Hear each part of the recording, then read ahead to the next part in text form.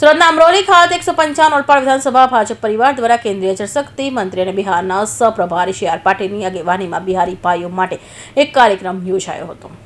આગામી બિહાર વિધાનસભામાં ચૂંટણીના ભાગરૂપે કેન્દ્રીય જળશક્તિ મંત્રી અને બિહાર રાજ્યના સહપ્રભારી સી આર પાટીલ દ્વારા સુરત જિલ્લાના 155 ઓલપાડ વિધાનસભાના મત વિસ્તારમાં રહેતા તમામ બિહારી ભાઈઓ અને બહેનો સાથે વાતચીત માટે અને આ વખતે ફરી એકવાર એનડીએ સરકારના હુંકારો કરાયો હતો। સુરત જિલ્લાના 155 ઓલપાડ વિધાનસભાના મત વિસ્તારમાં રહેતા તમામ બિહારી ભાઈઓ અને બહેનોએ આ કાર્યક્રમમાં મોટી સંખ્યામાં હાજર રહ્યા હતા।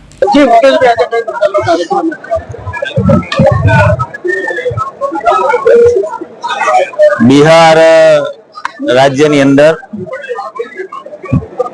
6 નવેમ્બર ને 11 નવેમ્બરે ઇલેક્શન છે। સુરત એક મિની ભારત છે અને તમામ રાજ્યના લોકો સુરતની અંદર વસે છે। આજે 155 ઓલપાડ વિધાનસભાની અંદર મારા બિહાર રાજ્યના અલગ જિલ્લાના લોકો 155 ઓલપાડ વિધાનસભાની અંદર રહે છે। એ તમામ લોકોને આજે અહીં એકઠા કર્યા હતા। બિહારના સહપ્રભારી અને કેન્દ્રના જળશક્તિ મંત્રી શ્રી કે પાટીલ સાહેબ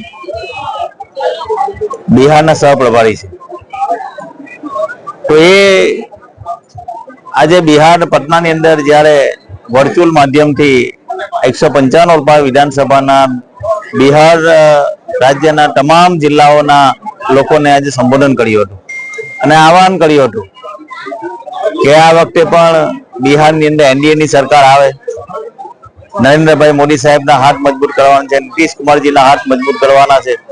એમના માટે અહીંયા રહેતા તમામ મારા બિહારી ભાઈઓને એમના ત્યાં અલગ જિલ્લામાં એમના દોસ્તો, એના ઘરના, એને પરિવારના હોય તમામ લોકોને એ ફોન કરીને એનડીએના મત આપવા માટે, એનડીએના હાથ મજબૂત કરવા માટે, મોદી સાહેબને ફરી બિહારની અંદર એનડીએની સરકાર આવે એના માટે આહવાન કર્યું હતું। ખૂબ મોટી સંખ્યામાં અહીં બિહારના લોકો ઉપસ્થિત થયા હતા અને એમણે પણ બધા લોકોને આહવાન કર્યું કે અમે આ જે 10 દિવસ છે 10 દિવસની અંદર 6 અને 11 એમાં તમામ લોકોને ત્યાં ફોન કરીને એનડીએને મત આપવા માટે પ્રેરિત કરીશું।